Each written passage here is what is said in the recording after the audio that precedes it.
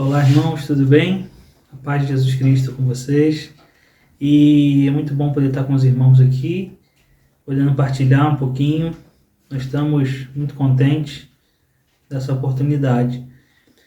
E queríamos deixar um abraço daqui de Portugal para os irmãos, para toda a igreja. Queremos agradecer aos irmãos da Igreja Batista Missionária em Quintino, pelas orações e por sempre estar fazendo contato com a gente, especificamente a Geise e o Rodrigo. Obrigado pela presença, de sempre estarem junto com a gente, e é muito bom. Então vamos louvar o Senhor, declarando que o nosso Redentor vive, e é por isso que nós somos cristãos, por isso que nós temos esperança e podemos crer no amanhã.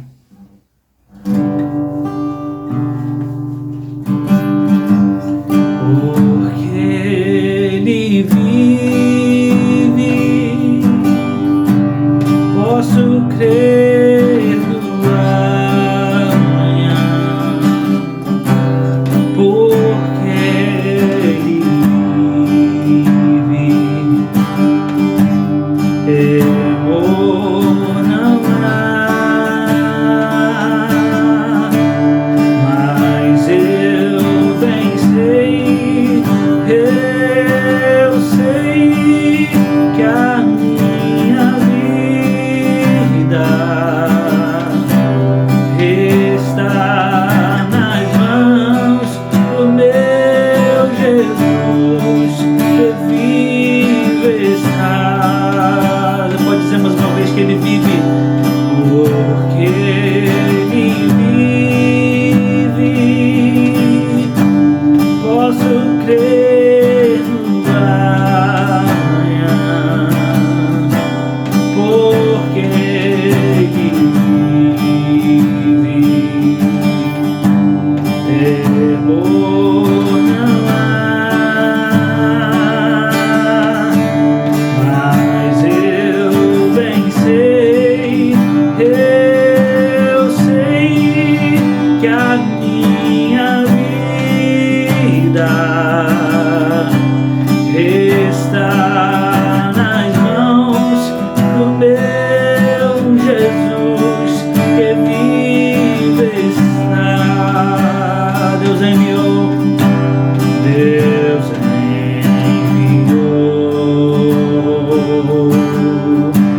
seu Filho amado para nos salvar e perdoar. Na cruz morreu por meus pecados, mas ressurgiu e vivo com o Pai está, porque Ele vive. Posso crer no amanhã, porque Ele vive. Temor não há, mas eu bem sei, eu sei que a minha vida está nas mãos do meu Jesus, que vive está. E quando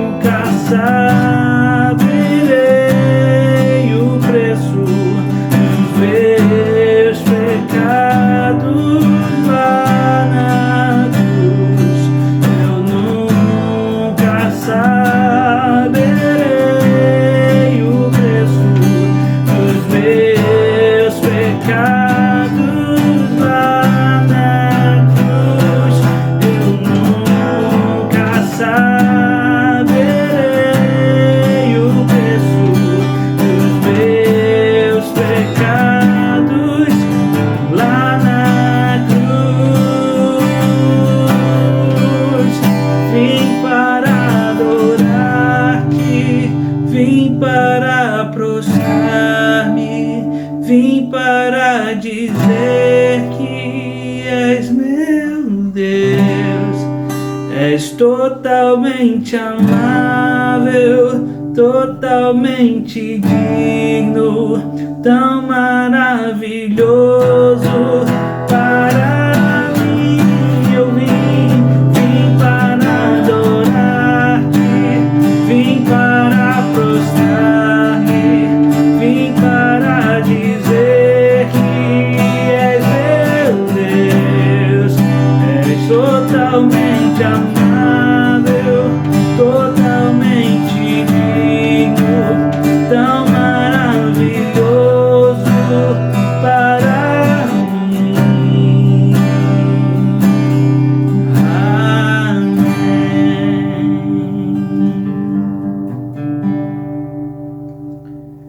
Senhor, nós te louvamos, ó Pai. Te louvamos porque Tu és maravilhoso.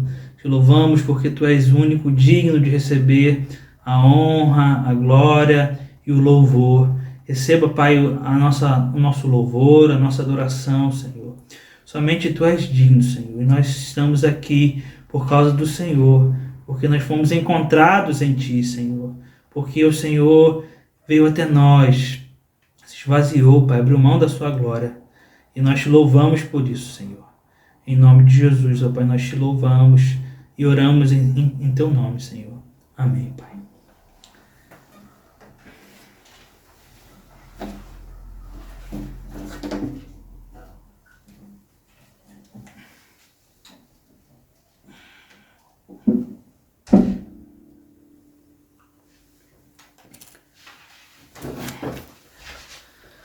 Mais uma vez, quero dizer que é muito bom podermos estar juntos aqui e eu quero agradecer a Deus por essa oportunidade mais uma vez. E eu queria que você abrisse a sua Bíblia lá em Zacarias capítulo 4. Nós vamos fazer uma breve exposição do capítulo 4 e quero dar uma palavra aos homens da Igreja Batista Missionária em Quintino, que nós sejamos totalmente dependentes do Senhor e que, ao observarmos a palavra de Deus, crer que por mais força que nós tenhamos, por mais coisas que nós possamos fazer, se não for o Espírito de Deus em nossas vidas, nós não vamos conseguir. Amém? Então, abra sua Bíblia lá em Zacarias capítulo 4. Nós vamos fazer a leitura agora, todo o capítulo. E diz o seguinte: tornou o anjo que falava comigo e me despertou como a um homem que é despertado do seu sono, e me perguntou: que vês? Respondi: olho, e eis um candelabro todo de ouro, e um vaso de azeite em cima com as suas 7 lâmpadas, e 7 tubos, um para cada uma das lâmpadas, que estão em cima do candelabro. Junto a este, 2 oliveiras, uma à direita do vaso de azeite e outra à sua esquerda. Então perguntei ao anjo que falava comigo: meu senhor, que é isso? Respondeu-me o anjo que falava comigo: não sabes tu o que é isto? Respondi: não, meu senhor. Prosseguiu ele e me disse: esta é a palavra do Senhor a Zorobabel, não por força, nem por violência ou por poder, mas pelo meu espírito, diz o Senhor dos exércitos. Quem és tu, ó grande monte? Diante de Zorobabel serás uma campina, porque ele colocará a pedra de remate em meio a aclamações. Haja graça e graça para ela.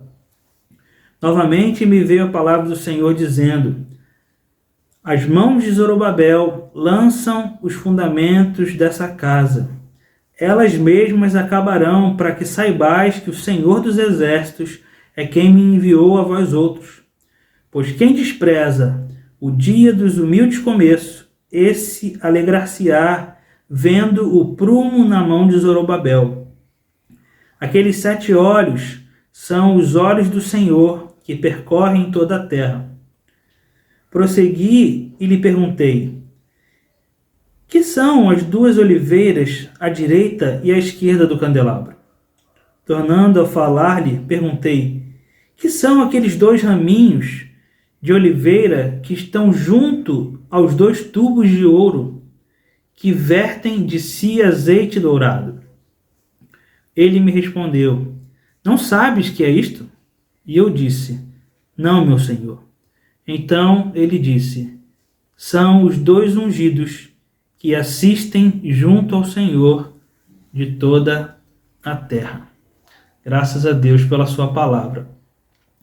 Então, antes da gente iniciar a exposição versículo por versículo, eu queria que a gente desse uma olhada no panorama geral, tanto no livro de Zacarias, né, e o próprio contexto também que a gente vai estar trabalhando.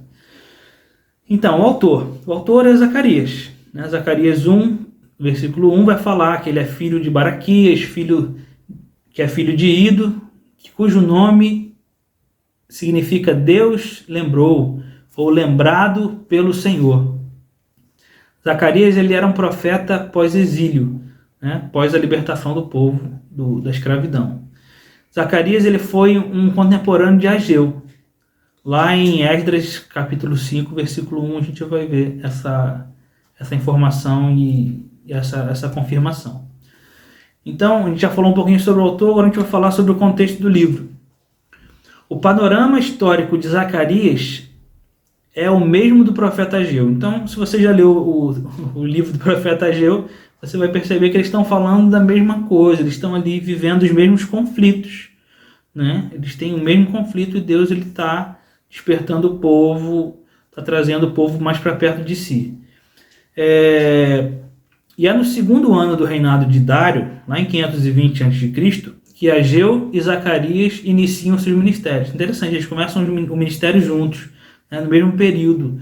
Né, eles são contemporâneos, estavam juntos ali. Quando você vai ler Esdras, você vai ver esse contexto também. Sempre eles dois ali sendo pessoas que estão a falar da parte de Deus.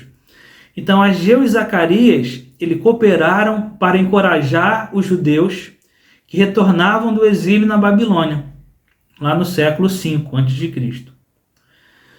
Os judeus retornaram do exílio sob o decreto do rei Ciro, da Pérsia, lá em 538, e iniciaram a reconstrução do templo em Jerusalém. São fatos que são importantes e eu acredito que fazem muito sentido para a gente quando a gente vai ler o texto, entender essas informações. Vamos lá. Ageu teve uma ênfase maior no que fala a respeito à reconstrução do templo. A ênfase do próprio livro de Ageu vai ser falando sobre a questão de reconstruir o templo, da promessa que Deus tem sobre a reconstrução do templo. E aí a gente vai ver que Zacarias também fala sobre isso, mas a ênfase maior de Zacarias é o encorajamento acerca do renovo, acerca das forças, para que o povo de Israel cumprisse o propósito do qual estavam designados por Deus. Porque o povo estava cansado, o povo estava desanimado, né? Fisicamente eles estavam cansados, vivendo muitos processos internos e muitas situações também externas de pessoas indo contra eles e se levantando contra eles. Então eles estavam mesmo cansados e precisavam de uma palavra de encorajamento e de consolo, de conforto e de ânimo. Então, algumas características do livro de Zacarias, que são importantes. O livro de Zacarias ele é um livro cristológico, porque ele vai muitas vezes apontar Cristo. Ele é um livro profético, porque Zacarias era um profeta e ele fala acerca de Deus ali. Né? Deus ele traz a sua palavra para a vida dele, para que ele transmita essa mensagem. E ele é um livro também escatológico, porque a gente vai ver também muitas passagens, o livro de Zacarias falando, e a gente vai ver muitas ligações com o Apocalipse, com os próprios profetas maiores também, a gente consegue perceber isso. Então o livro de Zacarias é um livro cristológico, profético e escatológico. É uma benção, uma maravilha. Zacarias ele mescla muito a questão do presente e do futuro, né? Um outro aspecto também interessante, O bem-estar e o futuro de Jerusalém como a cidade santa é o tema que permeia todo o livro de Zacarias. Diversas dessas visões desenvolvem esse tema. Lá em Zacarias 1, do 7 ao 17, o 2, do 1 ao 13, Zacarias 5, 1 a 4. E o capítulo 8 ele vai apresentar um quadro de Jerusalém como com Deus lá em seu meio, né, vivendo em uma linda tranquilidade. Então a gente vai ver essa visão mesmo escatológica de Sião, de Jerusalém, ser o lugar da habitação de Deus, onde ele vai habitar entre os homens. E o último é que Zacarias ele apresenta muitos quadros explícitos do Messias, né? O Senhor Jesus Cristo. O Messias ele é retratado como rei que entra em Jerusalém montado num jumento, lá em Zacarias 9, do 9 ao 10. Vai fazer menção à traição, lá em Zacarias 13, versículo 7. E ainda ele desenvolve a figura messiânica do renovo, que unifica a função do sacerdote e do rei. Cristo é o nosso renovo.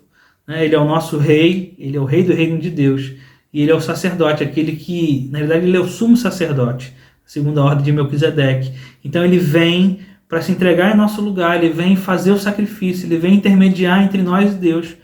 E ele é o rei que vai governar todas as coisas. E tudo está dentro do seu controle, da sua soberania. Então essa é uma das características do livro de Zacarias. Tem uma outra também que ficou aqui, eu acabei não falando, mas a gente pode falar dela aqui agora rapidinho. Tem a ver com a festa dos tabernáculos. Ela é celebrada lá em Zacarias 14, do 16 ao 20. E ela vai encontrar a sua completa expressão no reino do Messias, quando a nova Jerusalém desce do céu. Interessante isso, Apocalipse 21, do 1 ao 3, vai falar sobre a nova Jerusalém, que vai descer do céu, né, ataviada e tudo. Então a gente vê que vai ser o tempo mesmo onde... Porque a festa do tabernáculo ela faz uma menção à habitação de Deus no meio dos homens. Então existe um momento onde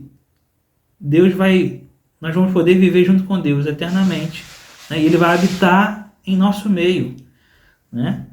Nós seremos o povo dele, ele será o nosso Deus. Então isso é muito, muito forte, essa ênfase no livro de Zacarias. Então essa exposição que eu vou fazer agora, ela é baseada na quinta visão de Zacarias, que fala do candelabro de ouro entre as duas oliveiras. Então, a gente vai acompanhando um pouquinho dos versos e vai fazendo algum comentário dentro disso, tá bom? Então, o verso primeiro, Zacarias está dormindo. E lá na sua narrativa, ele diz que tem sido despertado pelo anjo do Senhor que fala com ele. Então, a gente consegue observar logo nessa primeira parte do verso primeiro, que Zacarias constantemente tem sido visitado pelo anjo do Senhor. E ele tem recebido de Deus visões, né? E hoje a gente vai estar falando dessa visão, que é a quinta visão.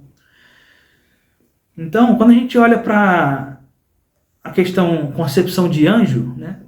Qual é a função de um anjo?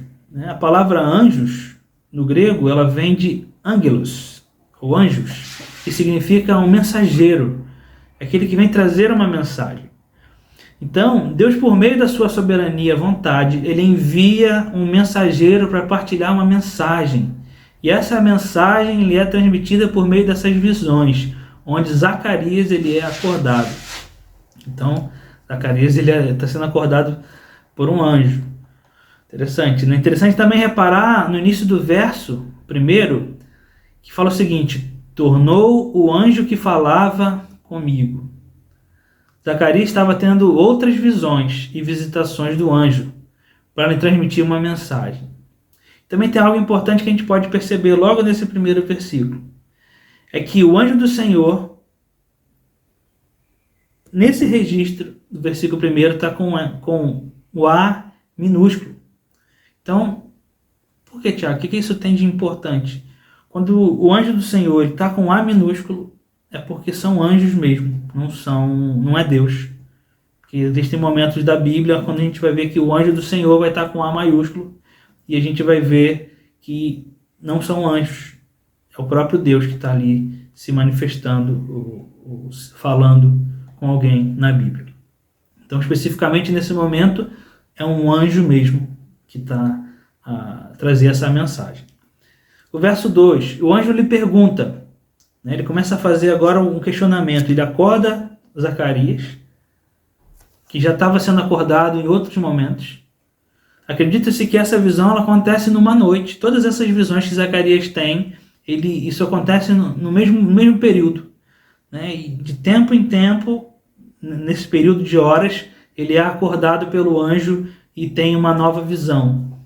Né? Então foi um processo assim, bem intenso na vida de Zacarias.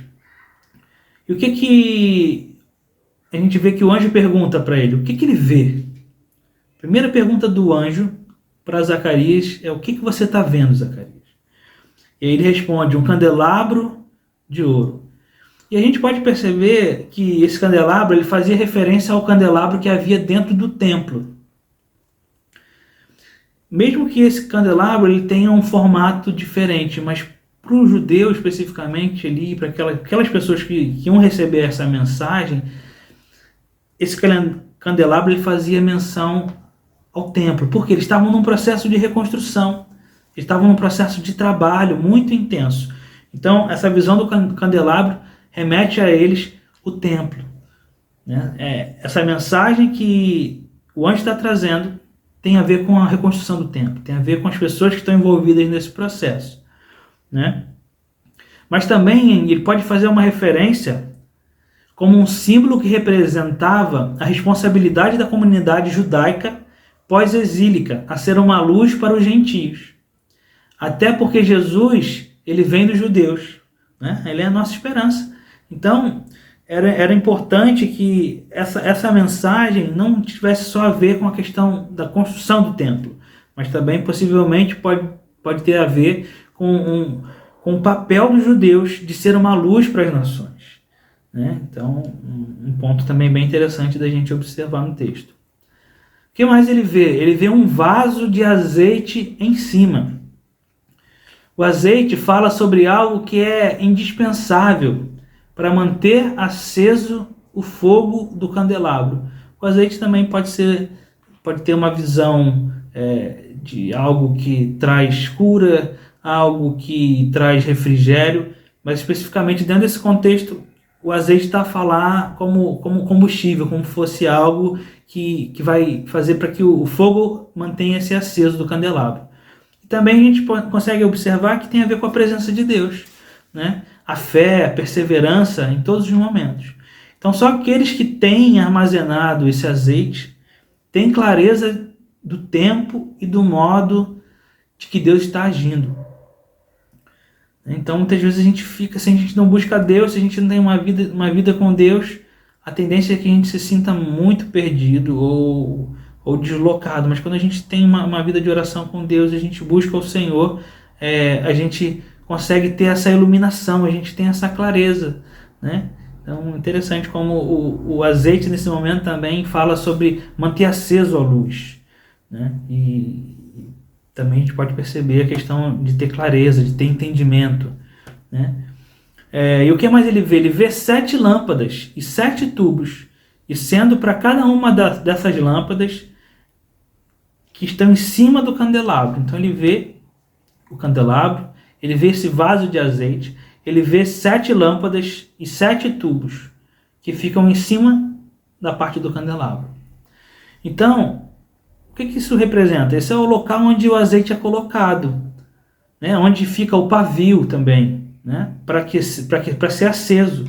Então, esse local ele precisa estar ajustado, precisa estar em boas condições, precisa estar apto para funcionar, precisa estar limpo. Né? E se a gente tem essa visão do candelabro e de alguma forma isso está relacionado com o povo de Israel e também, que eu acredito, com a igreja, no contexto geral, nós precisamos estar prontos para ser luz. Nós precisamos estar prontos para receber o azeite, né? E para acender o candelabro e sermos eficazes naquilo que é o propósito. Né? Então é uma forma interessante da gente observar isso, né? E a importância desse ambiente, desse recipiente se manter limpo, né? Tá em local visível. Não adianta ele estar num local escondido. Um candelabro não é para estar num local escondido, ele é para estar num lugar onde as pessoas possam ver. Ele precisa estar num lugar onde ele ilumine, onde ele faça a diferença. Não sei se vocês lembram da parábola das 10 virgens, lá de Mateus 25, né, que fala sobre o óleo e 5 sábios e 5 nécias, né, e não foram sábias, e na hora que precisaram de ter azeite para iluminar, não tinham. Né? E aí vocês conhecem a história. Vamos lá, o verso 3. Junto a este, 2 oliveiras, uma à direita do vaso de azeite e a outra à sua esquerda. Essa parte do versículo 3 eu vou deixar mais para frente, porque a gente vai conseguir perceber lá no final do versículo 14 a ligação entre essa visão, né? O que isso significa, qual é o propósito disso. Então, a gente guarda isso para o final. Os versos 4 e 5, Zacarias ele pergunta ao anjo: meu senhor, o que é isso? E o anjo responde: não sabes o que é isso? Zacarias responde que não sabe. Nesse diálogo, nós vemos que Zacarias não está compreendendo o que ele está vendo. Não em relação ao candelabro, mas em relação ao enfoque nas oliveiras. Você vai ver isso também lá para o final, que quando ele vai questionar o anjo, mais uma vez, sobre o que isso significa, nós vamos ver que ele não vai falar do candelabro, ele vai falar sobre as oliveiras. Né? Então, e o anjo não responde, o anjo continua deixando ele na mesma situação, sem saber, por enquanto, o que é. Vamos lá, o verso 6. Para mim, esse é o verso que é chave do texto. Mas para a gente entender também esse texto, essa parte do versículo 6, eu queria que a gente tomasse conhecimento de 2 personagens. Primeiro, Zorobabel. Quem foi Zorobabel? Essa informação é de suma importância, pois sem esse entendimento não vamos compreender o que o texto está querendo dizer em relação a essa visão. Então, Zorobabel ele foi um líder israelita que liderou o retorno do primeiro grupo de judeus exilados que se encontravam no cativeiro babilônico. No livro de Ageu, Zorobabel é chamado de governador de Judá. Ao estabelecer-se na Terra Prometida, ele trabalhou pela reconstrução do Templo de Jerusalém, completando a obra em torno do ano 515 a.C. Com muita persistência e tendo enfrentado uma interrupção das atividades durante um período de 17 anos, aproximadamente de 536 a 520 anos antes de Cristo. E é interessante que, nesse momento, dentro desse contexto que a gente está falando do texto, essas pessoas estavam trabalhando muito, mas elas estavam cansadas, muito cansadas. Estavam desgastadas, sem saber o que ia acontecer. Você vê que, nesse próprio relato aqui da vida de Zorobabel, você vê que o nível de cansaço dos judeus gerou neles ali um período de interrupção das atividades de 17 anos. Então, eles estavam realmente vivendo um período de muito cansaço, que eles precisavam muito ser animados, ser encorajados. E para finalizar essa parte de Zorobabel. Zorobabel era descendente da casa de Davi. Por isto, seu nome é citado na genealogia de Jesus Cristo. Lá em Mateus 1, 12 e 13. Lá em Lucas 3, 27. Mencionado como filho de Selatiel, neto de Jeconias, da descendência de Davi. Isso é muito importante. Você perceber que Zorobabel, talvez você já tenha ouvido falar de Zorobabel muitas vezes, mas você não sabia dessa informação. Ele era um governador, era alguém que tinha uma posição de autoridade ali perante os judeus. Ele não tinha tanta influência, tanto poder. Por quê? Porque o povo estava totalmente ali, sempre limitado a outros povos que estavam governando sobre Israel. Então, uma coisa que é muito importante é que Jerubabel ele era descendente da casa de Davi, ele era da linhagem sacerdotal de Davi. Isso é muito importante, guarda esse ponto aí também. Vamos lá.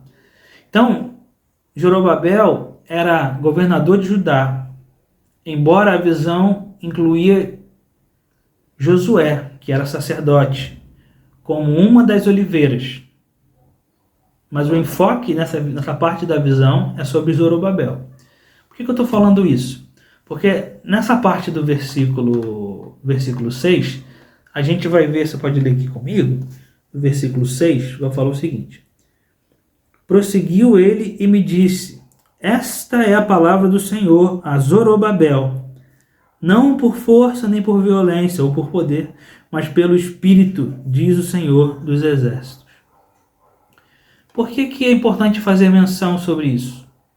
Tanto sobre Zorobabel e tanto sobre Josué, que era o sacerdote naquela época. Isso é muito importante. Porque a visão ele vai falar de dois elementos. Você vai ver isso lá para o final. Esses dois elementos são fundamentais para que a gente entenda a mensagem, o que estava acontecendo ali naquele momento. Tá? Vamos lá. Não por força ou por poder. Essa parte do verso 6, acredito que você deve ter ouvido muito falar sobre isso, ela é utilizada em muitos lugares. E muitas vezes, talvez sem o conhecimento devido do contexto. Pois, a palavra que é direcionada a Zorobabel colocará ele em uma situação total de vulnerabilidade. Porque ela vai expor que nada que Zorobabel tenha, a força, ou poder, ou pessoas, soldados, nada vai adiantar. Isso vai colocar ele numa situação total de dependência de Deus. Que na realidade todo cristão precisa se colocar nessa condição. Não é pela nossa força, não é pelo aquilo que nós podemos fazer, não é pela nossa inteligência. Isso nos ajuda. A força também, em alguns momentos, é necessária. Mas tem coisas que é o poder de Deus que vai fazer nas nossas vidas. Então a gente precisa ter consciência dessas verdades. Então, porque a mensagem aqui está condicionada a confiar que é pelo Espírito de Deus. E uma coisa que é bem legal quando a gente observa o texto, que a palavra usada aqui no original é utilizada para espírito, é a mesma palavra usada em Gênesis 1. Quando você vê aqui no versículo 6, vai falar: não é por força e nem por poder, mas pelo meu espírito. Essa palavra no hebraico é a mesma palavra que diz espírito. O Espírito de Deus pairava sobre a face das águas. Então, o que essa palavra significa? É o ruá, é a ação de Deus de criar, é a ação de Deus por meio do Espírito Santo, por meio do Espírito de Deus, de dar dons aos homens, de capacitar pessoas, de ungir reis, de ungir sacerdotes e de ungir os cristãos hoje também com a sua presença, né? De enviar o Espírito de Deus. Então, é esse mesmo Espírito que ressuscita Jesus dentre dos mortos, é aquele que cria, é esse Espírito que trabalha na vida dos israelitas nesse momento. E também trabalha hoje nas nossas vidas. É o Espírito Santo de Deus. Então, nesse momento, nós precisamos confiar e crer que é o Espírito de Deus, é o próprio Deus que está trabalhando nas nossas vidas. Então, para que o seu povo possa cumprir os propósitos de Deus, a gente precisa se colocar nessa condição de ser guiado pelo Senhor, de ser fortalecido pelo Senhor. Deus é quem vai fazer. Deus é quem vai fazer. É Ele que vai capacitar os santos profetas e mesmo vai capacitar Zorobabel. e o povo de Israel naquela circunstância. Eles não conseguem avançar, eles não conseguem finalizar essa reconstrução por causa da força deles, mas é por causa do Espírito, porque Deus ele age. Deus sempre na história está agindo. Não é por causa de nós, irmãos, é por causa de Deus. Graças a Deus por isso. Vamos lá, versículo 7. Vai falar que é pela graça e a misericórdia de Deus que Zorobabel e os demais venceram. Ele, o Zorobabel, seria aquele que colocaria a última e a mais importante pedra que cerimonialmente seria colocada no templo. Você pode ler lá o versículo 7 comigo, quando fala isso. Quem és tu, ó grande monte, diante de Zorobabel? Serás uma campina, porque ele colocará a pedra de remate em meio às aclamações. Haja graça e graça para ela. Então Deus aqui está confirmando que essa obra vai ser concluída e que Deus vai usar Zorobabel para colocar essa pedra fundamental. Vocês lembram que eu falei para vocês que uma coisa importante para vocês gravarem é que o Zorobabel ele é um descendente da casa de Davi, ele é descendente da linhagem de Davi. E Jesus, ele é descendente da linhagem de Davi. A Bíblia fala que o Messias, aquele que vai voltar na sua segunda vinda, ele vai reinar no trono de Davi. Então alguém para reinar nesse trono precisa ser dessa linhagem. Então a gente vê como Deus ele começa a mostrar os sinais que ele vai cumprir a sua palavra. Ele coloca Zorobabel para colocar essa pedra, para finalizar esse processo. E da mesma forma, Jesus, que é a pedra angular, ele vai vir para reinar e colocar todas as coisas no seu devido lugar. Porque ele é o rei do reino de Deus. Ele é o rei dos reis, ele é o Senhor dos senhores. Ele é aquele que era, ele é aquele que é e aquele que há de vir. Então a nossa esperança, a nossa confiança precisa estar nesse Deus. E é pela graça que nós somos salvos em Cristo. E é por essa mesma graça que cumprimos o seu propósito aqui na terra. Então, da mesma forma como vemos a graça de Deus se manifestar aos judeus, naquele tempo da história, é essa mesma graça que atua em nossas vidas hoje. Então vamos continuar confiando nessa graça, continuar confiando na ação de Deus, porque Deus não perdeu o controle. Ele continua cuidando de tudo e tem o controle de tudo. Tudo está nas suas mãos. Os versículos 8 e 9. A palavra ela continua sendo direcionada a Zorobabel. E fica bem claro que Deus fará que a reconstrução seja finalizada. Mas para quê? Para a sua glória. Isso também confirma a autoridade de Zacarias como profeta. O texto mesmo vai falar. É para que vocês vejam que eu sou profeta. E ele confirma que isso vai acontecer por meio das mãos de Zorobabel. Para quê? Para a glória de Deus, irmãos. Nesse processo, em que o objetivo é a glória de Deus, ele insere pessoas para cooperarem nesse processo. Assim como ele chama Zorobabel, ele também me chama, ele também te chama para glorificar a ele por meio da nossa vida, com tudo aquilo que a gente tem e tudo aquilo que ele colocou nas nossas mãos. Então, vamos glorificar a Deus com a nossa vida. Vamos fazer o melhor daquilo que está nas nossas mãos. Essa é uma das coisas muito importantes a gente ver. O encorajamento de Deus para o povo de Israel naquele momento que eles estavam cansados, desistindo às vezes, desistindo de que aquilo poderia ser uma realidade. Mas se de fato formos fazer pela nossa vontade, não vai permanecer.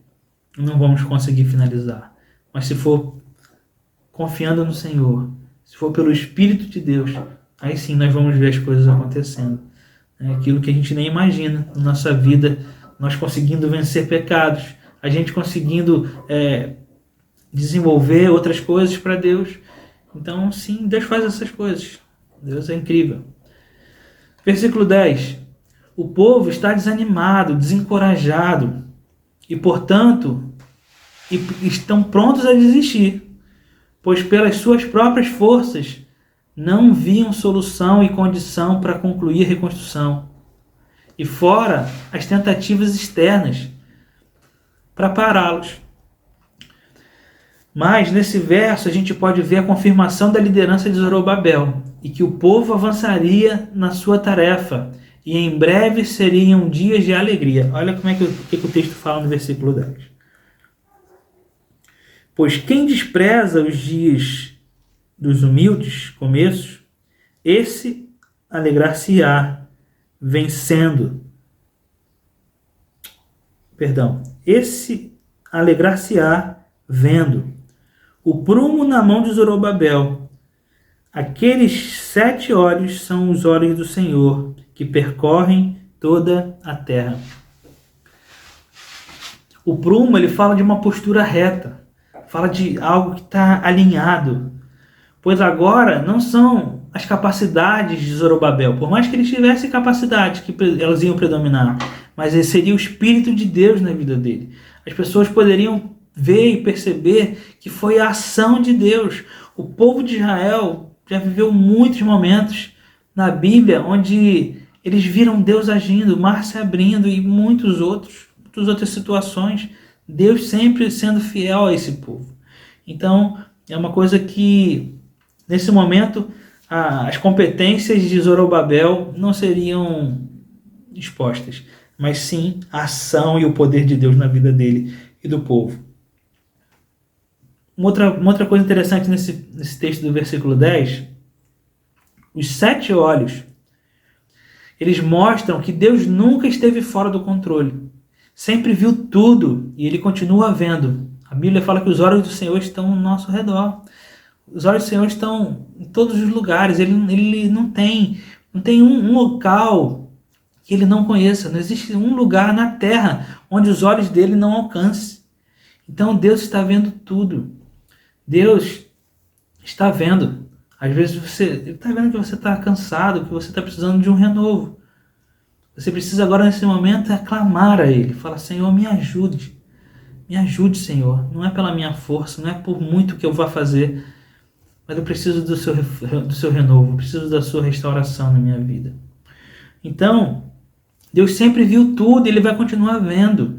E no tempo certo, Ele vai intervir. E a salvação virá para o seu povo, assim como veio para o seu povo lá nesse período da reconstrução do templo. E nos versos 11, 12, 13 e 14, Zacarias ele volta à pergunta do início do capítulo. E aí também nós temos o desfecho dessa exposição. Vai falar o seguinte, que são as 2 oliveiras, à direita e à esquerda do candelabro. Ele pergunta, vamos ler o texto, 11, 12, 13 e 14. Prossegui e lhe perguntei, que são as 2 oliveiras, à direita e à esquerda do candelabro? Lembra que eu falei lá no início? Ele não estava entendendo acerca do candelabro, mas ele não estava entendendo acerca das oliveiras, né? Então, o que elas representavam? Por que elas estavam ali? Qual era o sentido? Versículo 12. Tornando a falar, lhe perguntei, que são aqueles 2 raminhos de oliveira? De novo, ramos de oliveira. Que estão junto os 2 tubos de ouro, que vertem de si azeite dourado. E ele me perguntou, não sabes que é isto? E eu disse, não, meu senhor. Então ele disse, são os 2 ungidos, que resistem junto ao Senhor de toda a terra. Então Zacarias ele continua a falar que são aqueles 2, que são esses 2 raminhos, né? E aí o anjo vai perguntar, você não sabe o que não sabe, você ainda não conseguiu entender? E Zacarias é sincero, fala, não sei, meu Senhor. Então o anjo responde, são os 2 ungidos que assistem ao Senhor de toda a terra. Então nesses últimos 3 versículos nós vamos chegar no mesmo lugar. Eles vão apontar para a mesma coisa.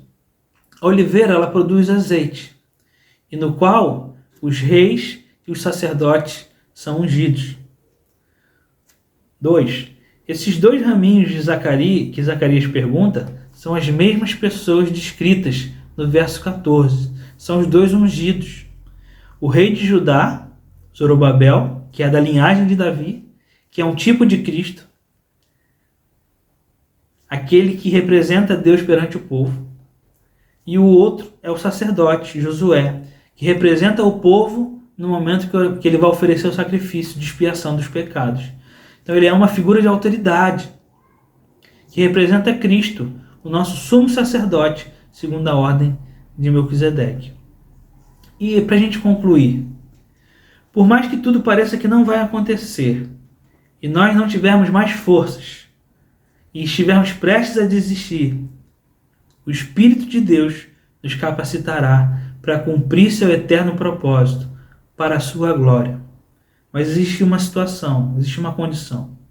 Basta nós reconhecermos a nossa fraqueza e dependência diante de Deus. Se nós não nos colocarmos diante de Deus e falar, Senhor, eu estou fraco, eu tenho pecado, eu estou desanimado, eu não tenho sido um bom marido, eu não tenho sido uma boa esposa, eu não tenho sido um bom filho, eu não tenho sido um bom trabalhador, eu não tenho sido um bom cristão. Coloque diante de Deus isso. Peça a Ele. Peça ao Senhor. E Ele vai te ajudar. Peça ao Senhor, clame a Ele, coloque as suas necessidades, as suas dificuldades diante dEle, e Ele vai ouvir o seu clamor. Não é por força. Você não vai conseguir vencer por ir à igreja todos os domingos. Isso não vai fazer você ser um crente melhor. Ir à igreja é muito bom, é importante, onde nós podemos ter comunhão, onde nós adoramos a Deus, onde nós servimos as pessoas, onde nós podemos ali estar convivendo com as pessoas. Mas ir à igreja não vai fazer de mim um crente mais piedoso. O que vai me fazer um crente mais piedoso é a palavra de Deus, é estar em contato com a palavra de Deus, é ter uma vida de sujeição e submissão a Deus. Falar, Senhor, eu me rendo diante do Senhor, me coloco diante do Senhor, pedindo, me ajuda a ser um cristão melhor, me ajuda a ser um pai melhor, me ajuda a ser um filho melhor, a ser um esposo melhor, a ser um amigo melhor, a ser um testemunho de Cristo melhor. Mas se nós não fizermos isso e tentarmos empenhar força ou violência, ou tentar resolver os nossos problemas de uma forma que não é a vontade de Deus, não vamos ver o cuidado de Deus, não vamos ver o agir de Deus na nossa vida. Então, queria te encorajar a fazer isso. Faça isso. Se coloque diante de Deus, se prostre diante de Deus. Vamos orar. Senhor, eu te agradeço pela sua palavra. Obrigado, Senhor, porque o Senhor naquele tempo levantou os teus profetas. O Senhor enviou anjos para trazerem mensagens, ó Pai. Mensagens de exortação, mensagens de encorajamento, Senhor. Pai, como é bom nós podermos olhar para o texto bíblico e perceber que tudo isso, Senhor, todo esse cenário da reconstrução do templo, até a própria destruição, tudo, Pai, tudo que o texto está dizendo, Senhor, ele está apontando para Jesus, ele está apontando para aquilo que o teu filho vai fazer, ó Pai, que é se entregar por nós. Muito antes disso acontecer, antes de Jesus encarnar, o Senhor já estava dando sinais, já estava apontando, já estava trazendo as pessoas para o arrependimento, já estava mostrando o teu plano redentivo. E nós, ó Pai, te louvamos pela sua graça, pela sua misericórdia. Obrigado, Senhor. Porque se não fosse a sua graça, a sua misericórdia, Senhor, nós não conseguiríamos. Obrigado, Senhor, pelo seu amor infinito. Obrigado porque o Senhor desperta o teu povo. Obrigado porque o Senhor encoraja. O Senhor nos coloca de volta no trilho. O Senhor nos leva de volta ao local, Pai, onde nós estávamos, ó Pai. O Senhor nos tira dos caminhos tortuosos. Eu te agradeço, Senhor, porque Tu és a nossa salvação. Tu és aquele que nos guia. Tu és a nossa luz. E nós te louvamos, Pai, nesse dia. Eu peço uma bênção sobre os irmãos, ó Pai, da Igreja Batista Missionária em Quintino, Senhor. Abençoe os Teus filhos. Fortifica os Teus filhos. Ajuda os Teus filhos, ó Pai, para a honra e glória do Teu nome, Pai. Nós oramos em nome de Jesus. Amém. Irmãos, que Deus te abençoe. Que você tenha um domingo abençoado e foi um prazer poder partilhar a palavra de Deus com vocês. Tá bem? Um grande abraço. Deus abençoe.